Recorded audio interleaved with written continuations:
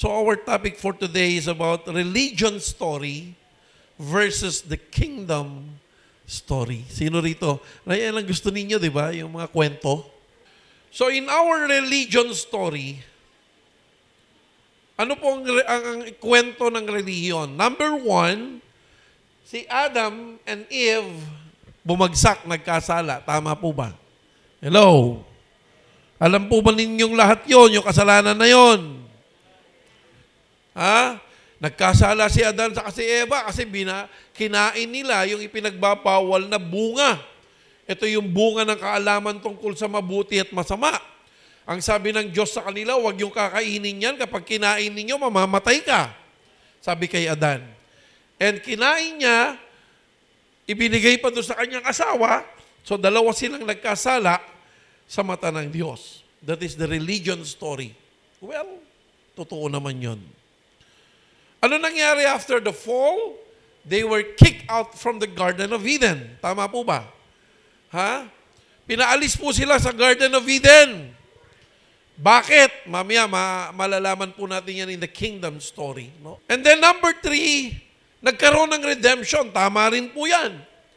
Si Jesus Christ, namatay sa cross, and then after 3 days, He rose again from the dead. Tama po ba yun? Ha? Tama po yun. Hindi po yun mali. Tama po yun. Kaya lang itong number 4, ang church, okay? O kung tawagin ni Amba Jade, church, nilagay sa loob ang mga tao para mag-antay ng rapture. Kasi langit na nga nasa isip natin. Walang simbahan ngayon, walang ginawa ang mga simbahan ngayon kundi magpagalingan. Naku, pagod na pagod ako, pastor. Bakit? Kasi dami na namin . Mga simpleng yabangan ng mga pastor pag nagkakasama kami. Sabihin ng pastor, grabe, pagod na pagod ako. Kasi ang dami na naming missions . Kayo ba? May mission din kayo? Kamusta na? Pastor, katatapos ko lang. Doctorate degree na ako ng divinity. Doon sa amin, grabe, pag pinatungan ka pa lang ng kamay na gano'n, may nanginginig, bumabagsak. Sabihin naman ng isang, ganyan din kami, ganyan din kami. Bumagyo, nag-feeding program kami. Kasi daming pera ng church namin . Kaya tuloy yung mga maliliit na simbahan nakanganga. Yung mga pastor, hindi na nakikisalamuha. Kasi hindi nila kaya makipagsabayan . Ikinulong sa loob ng church. Patalbugan. Sa amin, pag nag-praise and worship, maniwala. Grabe, grabe, grabe, grabe, grabe. Wala kayo sa amin. Sa amin, grabe, mag-banging kami doon. I hope that you find the presence of the Holy Spirit as we worship. Do not look at the worshipers. Do not look at the musicians, the dancers. Kaya ang training ng mga worshipers natin dito, makikita mo walang tumutugtog na kanina. Walang gumaganon. Makikita mo sila nakapikit. Sometimes they kneel down and worship the Lord. Because we need to feel God's presence. We are not here to perform. Hello? But we are here to worship the greatness of God. We are here to glorify His goodness for bringing His only Son, Jesus Christ, to us. This is the original church God designed for us. Hello? Ano pa? Rapture became an escape plan. Yung mga Kristiyano ngayon, basta ako, May rapture. Basta ako, live by grace na lang ako. Umasa na lang sa biyaya o grace. Kung titingnan natin mabuti, even Jesus Christ doesn't know when will be the time that He's coming back on earth. Wala po, hindi niya po alam. Anak po yun, pero nag-aantay pa po siya ng instruction ng Ama. Pero yung mga Kristiyano ngayon, wala, kontento lang sila. Basta ako maliligtas. Wala akong pake. Amen? Kung ayaw mo tiwag, wala akong pake. Hallelujah. And number 6, heaven or paradise, kinalimutan na ang earth, kakaisip mo ng heaven. Walang Kristiyano na makakasalubong mo, o kumusta kapatid? Basta tayo. Heaven is our home. Nasaan po ba tayo ngayon? Nasa heaven ka na o nasa earth pa lang? Oo. Pero ang isip niya nasa heaven na, no? Pero mamaya sa kingdom, makikita po natin, wala pong masama doon, ha? Pero tingnan po ninyo mabuti yung pagkakaiba. In the kingdom story, sino rito nakahanda na pakinggan yung kingdom story? Oh, sige. Kaya ang nangyayari ngayon sa loob ng church, maintenance na lang ang nangyayari sa religion. Kapag hindi mo nalakaran, hindi ka holy. Wala kang halo. Halo. No? Hindi ka na naman nakapagsimba. -1 ka sa heaven. Amen? O baka naman sabihin nyo, ay, pwede palang ganun, Pastor Rexic, wala ako, ha? Uy, nakita ko si brother, nagiinuman doon sa kanto. Grabe. Alam mo, number 1 judgmental, mga Kristiyano. Nakita, grabe si brother, simbal ng simbal, nasinggero naman doon sa kanto. Hello? May nasasaktan po ba sa atin? Lahat po tayo ay guilty of being judgmental. Because who else is worthy? Wala po. Lahat tayo ganun eh. No? Naapakan yung paa ni sister. Aray! Put! Nakapagmura. Hala! Grabe ka. Kala nyo, tutuloy ni Pastor, no? Pag tinuloy yun, issue yun. Issue yun. Pastor namin, nagmumura sa pulpito. Grabe. Ang daming pinapagawa ang church. Samantalang si Jesus, nakafocus lang sa layunin at pinapagawa ng kanyang Ama. Hello? Alright. So sabihin mo sa katabi mo, makinig ka. Okay? Makinig ka. Papasok na tayo sa kingdom story. Ito, real talk na to. Ha? Para maunawaan ninyong mabuti yung sinasabi natin kanina na bakit kailangan natin umibig ng kapwa natin. Bakit kailangan natin tanggapin maging sino man yung katabi mo, yang nasa harapan mo, yang nasa likuran mo, katulad ng Panginoong Yesus ng kanyang pag-ibig sa atin. Alright. So in the kingdom story, number 1, before the fall, bago pa nagkasala ang tao, Father is the administrator. Ibinigay niya yung fullness of grace. Yung selfness of love. Before the fall, the Father already prepared His kingdom. Yung eternal, inilagay na niya sa physical. Hello? Hindi po langit ang mahalaga.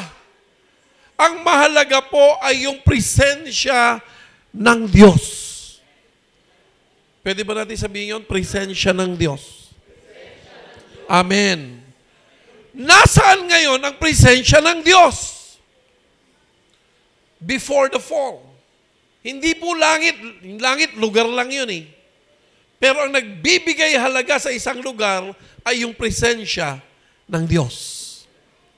Hello? Kaya kapag ang presensya ng Diyos ay nasa lupa, para ka na rin nasa langit. Hello? It is because of His presence. Amen po ba? Kaya doon sa Ama namin, itinuro niya sa atin, Ama namin, sumasalangit ka, sambahin nawa ang iyong ngalan. Ano pa? Mapasa atin, sabi niya, sa English mas madali. Our Father who art in heaven, hallowed be thy name. Thy kingdom come, thy will be done, ano daw, on earth as it is in heaven. Kaya tuwan-tuwa ako doon sa kanta ng Shackle, gawing langit ang mundo, makakaya natin to. Amen? Because when the presence of God is within us, even we are on earth, we are like in heaven. Gets nyo? Hello? So, kaya nga po inggit na inggit sa atin ang demonyo. Sapagkat ang presensya ngayon ng Diyos ay ibinigay niya sa bawat isa sa atin. When He created man, He created after His own image and likeness. Hallelujah. Kaya po sinasabi ngayon sa atin, ngayon sa panahon natin, hindi po ito ang templo ng Diyos. Ang templo ng Diyos ay ikaw at ako. Because you are the very image and likeness of God. Hello? Kaya pag naglalakad ka, dala-dala mo ang presensya niya, dala-dala mo ang heaven. Kaya magugulat kayo, pag dumarating kayo sa isang lugar, nag-iiba ang ambience. Why? Because you are different from them. You have the presence. Paano ka naging different? Tao rin yun. Malalaman din po natin mamaya yan. Okay? Hallelujah. Sino po rito nakakaintindi? Sumigaw ng hallelujah. Oy, ang daming nakakaintindi. Before the fall, the plan of God is perfect. Hello? Before the fall, people doesn't need, Adam and Eve doesn't need to pray. Adam and Eve doesn't need to worship God. Why? Because in the beginning, God provided everything that man needed. Bago pa tayo humiling, alam na ng Diyos ang kailangan natin. Ibinigay at ipinirepair niya na. Amen po ba? At hindi natin kailangan mag-worship tulad ngayon para bumaba ang presensya niya. Bakit? Ang Diyos mismo ang bumababa sa kanila. Sinasamahan si Adan at saka si Eva. Wow, ang ganda ng original plan of God. Nakikita niyo po ba? Hallelujah. Lahat na ihanda na ng Ama. Maging ang paghahanda niya sa kanyang anak bilang iaalay, nakahanda na. Advance po mag-isip ang Diyos. Ano pong ibig ko sabihin? Alam ng Diyos na ang tao magkakasala. Pero sa simula't simula pa lamang, inihanda niya na ang kanyang anak para gawing alay sa darating na panahon. Tingnan niyo po, in Revelation chapter 13. All inhabitants of the earth will worship the beast, all whose name have not been written in the Lamb's book of life. Tingnan niyo po. The Lamb, sino yung Lamb? Sigaw natin, sino yung Lamb? Si Jesus. Kailan daw siya na-slain? who was slain from the creation of the world. Bago pa na-create ang world, napag-usapan na nila ng ama niya, o anak, gagawin kitang lamb, ha? Iaalay kita. Sino ngayon ang unang umibig, ang Diyos o ikaw? Sino ngayon ang may utang na loob? Ang Diyos ba o tayo? O pagsimba mo ngayon, utang na mo sa akin, Lord, ha? Kailangan i-bless mo ako. Holy ako ngayon. Sabi ng Lord, bago ka pa isinilang, meron na ako nakahandang alay para sa iyong kasalanan. Who was, past tense, slain from the creation of the world. Grabe ang Diyos, advance talaga mag-isip. Amen? Hello? Sino nakakasunod? Sumigaw ng Amen. Oh, hallelujah. Pag may tanong, taas lang kamay, ha? Bukas ko sasagutin. Grabe yung original plan of God, no? Ito po ang lahat na kaganapan noong una at simula, bago nahulog sa kasalanan ng tao. Okay, punta na tayo doon sa second. Ito na yung nagkasala na yung tao. Naloko ni Lucifer si Eva. Samantalang ang kausap ng Diyos ay si Adan, ang niloko ni Lucifer ay si Eva. Eva at Adan. Okay? At itong si Eva, naloko niya rin pati asawa niya. Sino ang unang kumain? Si Eva, binigyan ng asawa. Pero sino ang target ng demonyo? Hindi naman si Eva, kundi si Adan. Ano nangyari? Sa fall, man mismanages. Hindi niya nagampanan ang dapat na trabaho niya. Ano uli? Sabi niya, have dominion. Ano uli ang ibig sabihin ng dominion? To rule, to manage, to govern ang earth. Hindi nagawa ng tao. Naisuko ng tao kay Satanas ang pamamahala. Kaya nagkaroon tayo ng disconnection to God. Hello? Paano na-disconnect ang tao sa Diyos? Mga kapatid, ang nagpa-disconnect ng tao sa Diyos ay hindi si Eva, kundi si Adan. Sino ang unang ginawa ng Diyos? Si Adan o si Eva? Si Adan. Sino ang binilinan ng Diyos na huwag kumain doon sa forbidden fruit? Si Adan. Saan galing si Eva? Kay Adan. Pinatulog si Adan, kinuha yung isang tadyang, pinaghilom yung sugat at ginawang babae yung tadyang sapagkat siya ay mula sa lalaki. Amen po ba? Nauunawaan po ba ng lahat? Pero matalino itong si demonyo, si Satanas. Ang tinukso niya ay hindi si Adan. Ang tinukso niya ay si Eva. At nung natukso si Eva, ibinigay kay Adan yung forbidden fruit, kinain naman niya. Kaya, nung si Eva ang kumain, hindi pa po nagtatagumpay ang Satanas. Nung si Adan na ang kumain, tagumpay siya. Doon nagkaroon ng disconnection. Nauunawaan po ba natin, mga kapatid? Hello? Nung una kasi, ang Diyos bumababa kay Adan.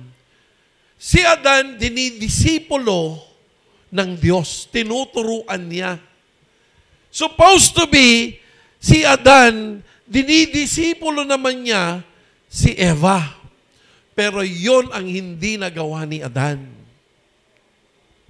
Hindi niya naturuang mabuti yung asawa. Nagkasala si Adan, they got separated to God. Hallelujah. Now, during that moment, sino po ang kasama na ng tao. Sino po rito muna? Tanong ko muna ganito.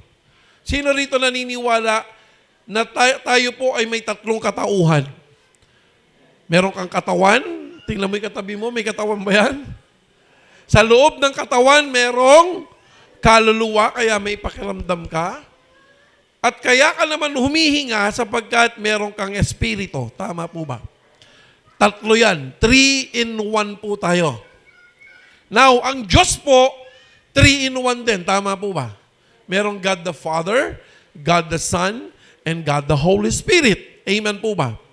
During that moment, sino pa lang po ang namimit ni Adan? It is only the Father and the Spirit.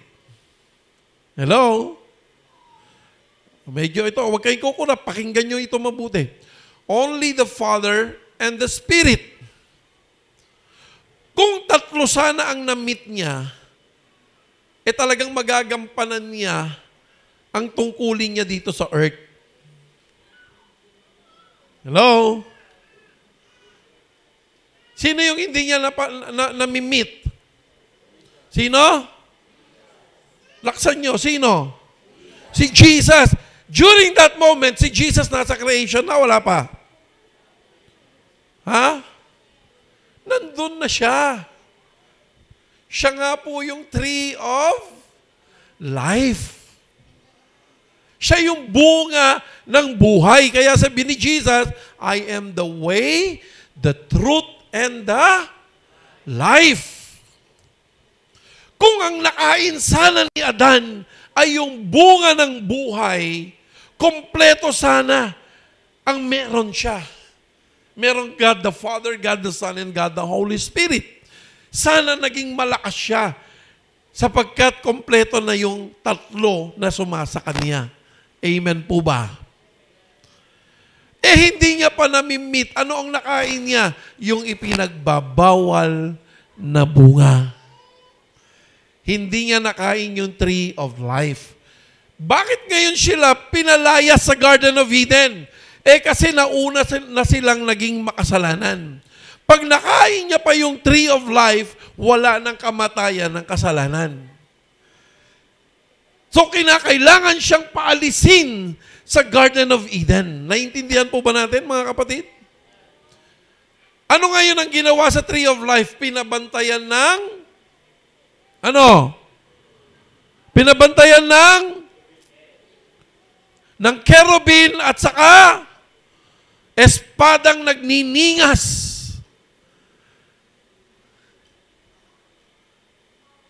Si Jesus pinabantayan.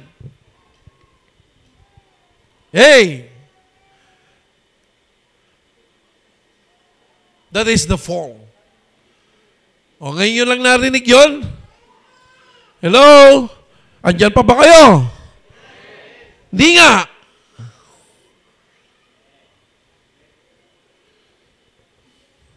Makasalanan na yung tao. Hallelujah. Naku, huwag yung kakalimutan yan, ha? Intindihin nyo mabuti. So, dito na po, nagsimula ang pananampalataya.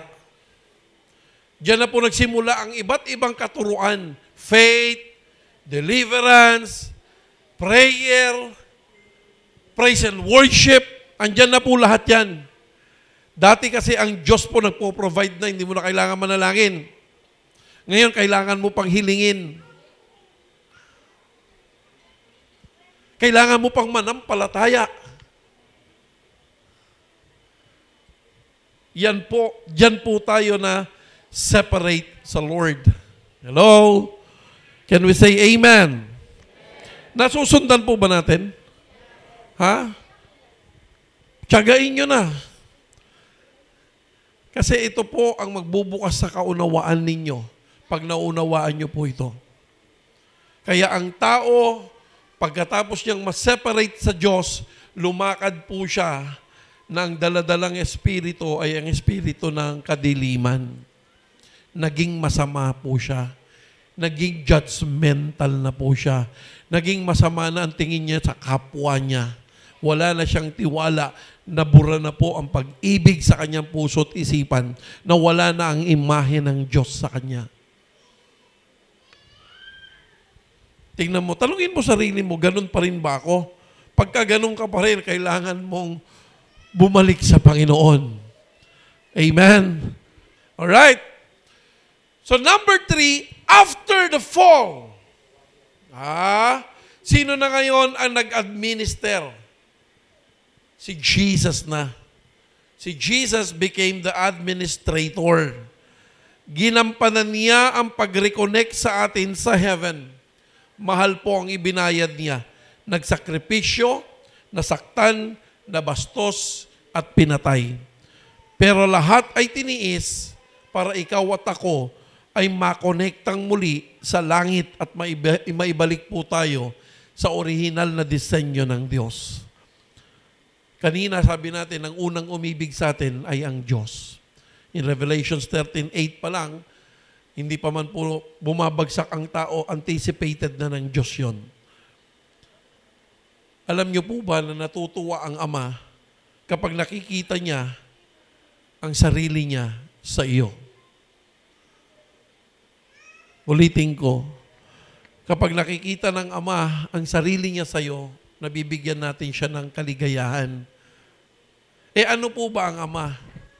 God is love. Kaya kapag wala kang pag-ibig, you can never please God. Sapagkat siya po ay pag-ibig. Pag hindi ka marunong umibig, hindi po natutuwa ang Ama. Hindi niya po imahe yan.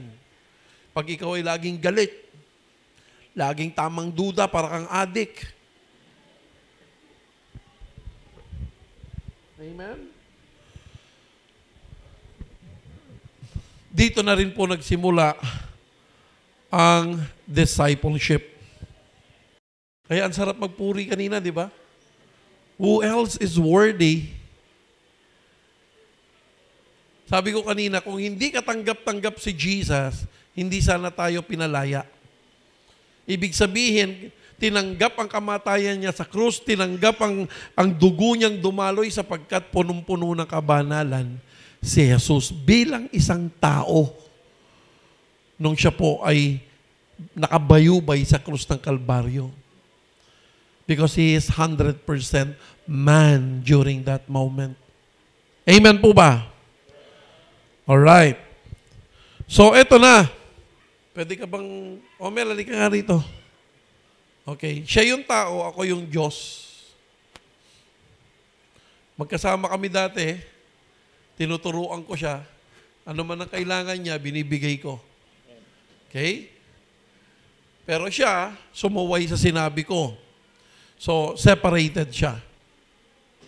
Hindi na siya makalapit sa akin dahil siya ay makasalanan na. Amen? Hello? Edison, naliga rito. Gusto ko kasi maunawaan niyo ito mabuti. Siya naman represent Jesus, my son. Nasimula pa lang, magkakasama pa lang kami, dito ka, may usapan na kami. Anak, itong isang to, wala akong tiwala. Baka, isang araw, magkakasala sa atin yan. Ngayon pa lang, ihanda mo na sarili mo. Ikaw ang gagawin kong manunubos para siya ibalik mo sa akin. Naintindihan mo? Okay, so nahiwalay nga, nangyari nga. So hindi na siya, may barrier na po yan, hindi na po siya makapunta rito. Okay? But Jesus, after the fall, Jesus became the administrator. Ganun ka. Siya ang namatay para sa Kanya. Para sa atin. Amen po ba? Nagtagumpay po ba si Jesus o hindi? Nagtagumpay. Kasi tinanggap ko yung dugo niya eh. Sabi niya, pambihira. Nung pagharap niya sa akin, nagkatawang tao talaga siya eh. Pero itong tao na ito, hindi tulad ng tao na yon, Makasalanan.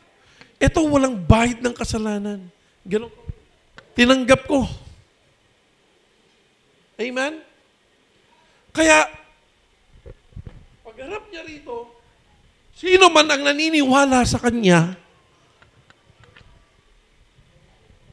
tama ka na sa Kanya. Tama ka sa likod niya. Sama kayo, lakad kayo pareho sa akin. Yan. Dahil naniniwala siya dito, ang role ni Jesus ay para ikaw ay Kanyang iligtas, ikaw ay Kanyang tubusin, at ikaw ay Kanyang ibabalik. Dali mo sa akin. Dali mo, waka mo. Dali mo siya sa akin. Yan. Ibabalik sa original na disenyo ng Diyos. Hello? Pag nandito ka na sa presensya ng Panginoon, tama yung sabi niya, do not worry. Bakit? Ang original na intention na ginawa ng Diyos, I am the great provider. Hello? Sino na rito ang merong Panginoon? Grabe, no? Eto na, Eto na siya. Ay, dito ka, kasi kanan ka ng di ba? Nasa kanan ka na ng Ama. Ikaw. Sige, kaliwa ka. Nakita mo? Ito siya Kaya kung sino man ang nandito ngayon, sa kalagayang ito na naibalik ni Jesus, hindi ka nakabalik dito dahil magaling ka, nakapag-aral ka ng masteral degree, ng doctorate degree, pogi ka, mayaman ka, matalino ka, hindi mo nagawa lahat ng yun kung wala ito. Amen? Amen? Ngayon, nandito ka na. Sinasabi ko sa iyo, huwag kang nag-aalala. Bakit? Sagot na kita Hello? Sagot na kita. Sabi mo sa katabi mo, sagot ka na niya. Hallelujah. Amen? Ngayon, number 4. Ano daw sabi? Forget. Pwedeng pakibasa? Forget the fall. Sabi mo sa katabi mo, forget the fall. Bakit? Basahin po natin sa Hebrew chapter 6 ba yan? Pakibasa. Therefore, let us move beyond the elementary teaching about Christ and be taken forward to maturity, not laying again the foundation of repentance from acts that lead to death, and of faith in God, instruction about cleansing rites, the laying of hands, the resurrection of the dead, and eternal judgment, and God permitting will do so. Next, Isaiah. Isaiah 43, ano sa pakibasa? Forget.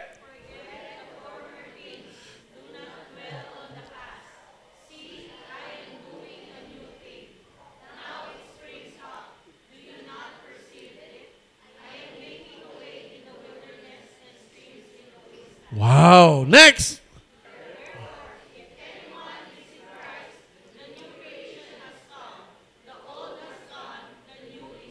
Hallelujah. Meron pang isa yan, Isaiah. Ayan. See.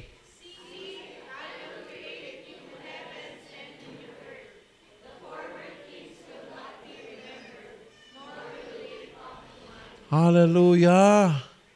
Mga kapatid, huwag mo nang balik-balikan yung ginawa ni Jesus, tapos na yon. Kung ikaw ay tumanggap na kay Jesus. Hello, sino rito tumanggap na kay Jesus? Huwag kang mag-stay dyan. Sino rito naniniwala siya'y tubos na? Sino rito ang naniniwalang siya'y pinatawad na? Sino rito ngayon ang naniniwala na sa kasalukuyan, siya ngayon ay ibinalik na sa original na intention ng Diyos? Sabihin mo ako yun. So, hindi tayo pa ulit-ulit. Amen? Bakit? Meron na po. Halika na, magkakasama na tayo rito. Ayan. Okay? Holy Spirit, halika. Ayan. Okay, dito tayo. Ayan, ha? May kanya-kanya kaming role. Creation, pinrepair ko lahat. Redemption. Sa panahon natin ngayon, sino nakasama natin? It's the Holy Spirit. Siya po ang nagbibigay sa atin ngayon ng wisdom para maunawaan natin ang salita ng Diyos. Kaya ang sinasabi po sa Galatians 5, huwag ka nang mamuhay ng flesh, but mamuhay ka kasama ng Espiritu. Anong dala-dala nitong Espiritu na ito? Fruit of the Holy Spirit. Oh, kita nyo? Buti pa si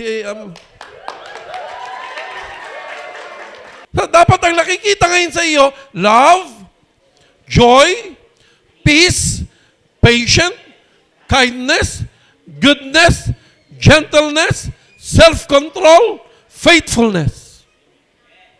Hello? Nandito ka na sa kalagayang ito. Ang sinasabi niya, huwag mo lang balik-balikan yung dati mong kalagayan. Ligtas ka na. Ang ginagawa natin para tayo nagtitinikling. Pag linggo, pag Lunes, bumabalik. Babad muna ako dito.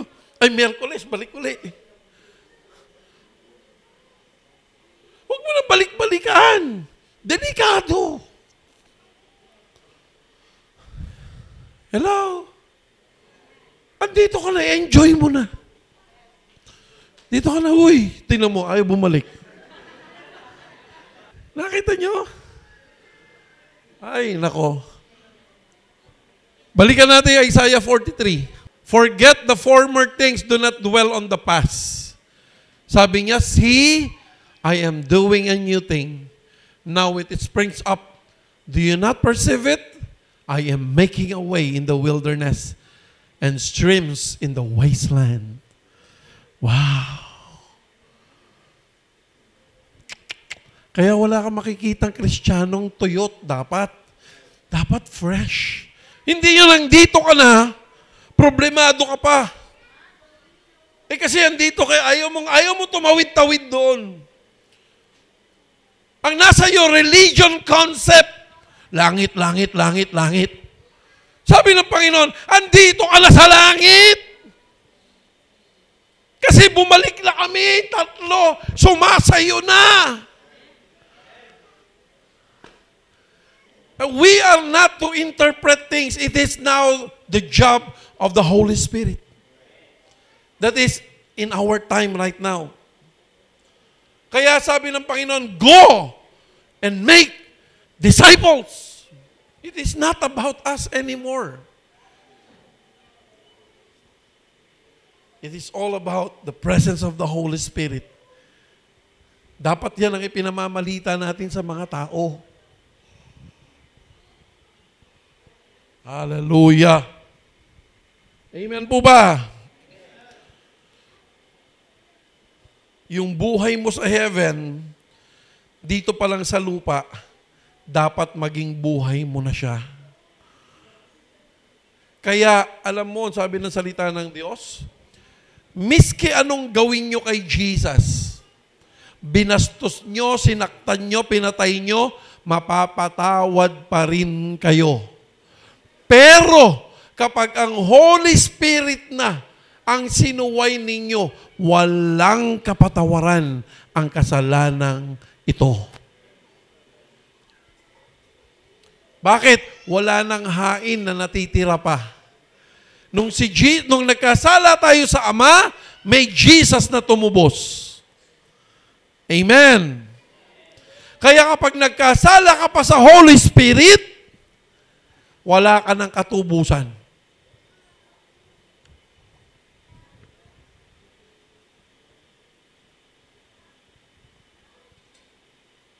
Hallelujah. Pag tayo po ay namatay,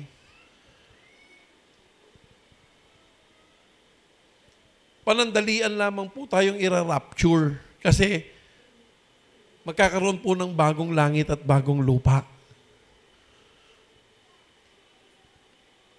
Hindi po tayo mananatili sa heaven. Hindi po yun ang bahay talaga natin. Ang bahay talaga natin dito sa lupa. Hallelujah. And that is number 5, yung fullness. Tingnan po natin. Ito na po. Yung fullness of the plan of God, Jesus will rule over kings. Forever grace na po ito. Sabi po sa Daniel chapter 2 verse 44, in the time of those kings, the God of heaven will set up a kingdom that will never be destroyed, nor will it be left to another people. It will crush all those kingdoms and bring them to an end, but it will itself endure forever. The kingdom that cannot be shaken. And this kingdom lives in each and every one who believes. Revelations 11:15, the seventh angel sounded his trumpet, and there were loud voices in heaven which said, the kingdom of the world, tingnan niyo po ito, has become the kingdom of our Lord and His Messiah, and He will reign forever and ever. Revelations 21:1, then I saw, ano daw nakita niya? New heaven and a new earth. For the first heaven and the first earth had passed away, and there was no longer any sea. I saw the holy city, the new Jerusalem, coming down out of heaven from God, prepared, wow, as a bride beautifully dressed for her husband. Sino yun? Tayo na po yun. Hallelujah. And I heard a loud voice from the throne saying, look, God's dwelling place is now among the people, and He will dwell with them. They will be His people, and God Himself will be with them and be their God. Hallelujah. Bigyan natin ng palakpak ang kadakilaan ng Diyos. Now, there are 5 steps accomplished by God before the fall. Ano yon? God never changes the plan. No revision, no amendment. Kung ano ang original na plano niya nung umpisa, hindi niya kailanman binago yun. Ano yung plano ng Diyos? For us to have dominion on earth. Hindi niya binago yun. Bumagsak pero binawi niya. At sa kasalukuyan, tayo po'y inihahanda niya. Babaguhin muli ang langit, babaguhin muli ang earth. At tayo po ay lilitaw muli dito. Pag tayo po namatay, magpapahinga lang tayo sandali, at tayo muling bubuhayin, kasama na po natin si Jesus to rule here on earth. Gets nyo? Hallelujah. We want to become a kingdom citizen. Sino rito ang gustong maging kingdom citizen? Kung nauunawaan mo, huwag kang magdalawang isip. Sino rito ang gustong maging kingdom citizen? Hallelujah. Tingnan po natin ang characteristics of being citizen of the kingdom of God. Mabilis lang po ito and we will end. Number 1, spiritual rebirth. Ang miyembro ng kaharian ng Diyos dapat born again na ang kanyang espiritu. John chapter 3 verse 1 to 3. Ano sabi?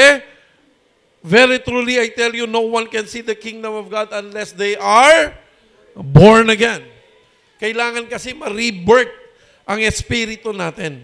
Amen po ba? Kaya sabi niya in verse 7, you must be born again. When you use the word must, it is a necessity, M-U-S-T. Kailangan, sabi mo sa katabi mo, kailangan mo ma-born again. Hallelujah. Number 2, if you want to be a citizen of the kingdom of God, number 2, your life must be led by the Holy Spirit. In Galatians chapter 5, verse 13 to 16, sabi niya, so I say, walk by the Spirit and you will not gratify the desires of the flesh. Amen? At sabi po sa Galatians, sabi niya, verse 22, fruit of the Holy Spirit, yung binabanggit natin kanina, love, joy, peace, forbearance, kindness, goodness, faithfulness, gentleness. Number 3, filled with faith, hope, and love. Sabi niya po in verse 6, and without faith, it is impossible to please God, because anyone who comes to Him must believe that He exists and He reward those who earnestly seek Him. Romans 5, sabi niya, and we boast in the hope of the glory of God. Not only so, but we also glory in our sufferings, because we know that suffering produces perseverance, perseverance, character, and character, hope. And 1 Corinthians chapter 13, verse 1 to 3, if I speak in the tongues of men or of angels, but do not have love, I am only a resounding gong or clanging cymbal. If I have the gift of prophecy, so love is patient, love is kind, it does not envy. So sabi niya, 1 John chapter 3, verse 1 to 2, see what great love the Father has lavished on us, that we should be called children of God. And that is what we are. The reason the world does not know us is that it did not know Him. Dear friends, now we are children of God, and what we will be has not yet been known.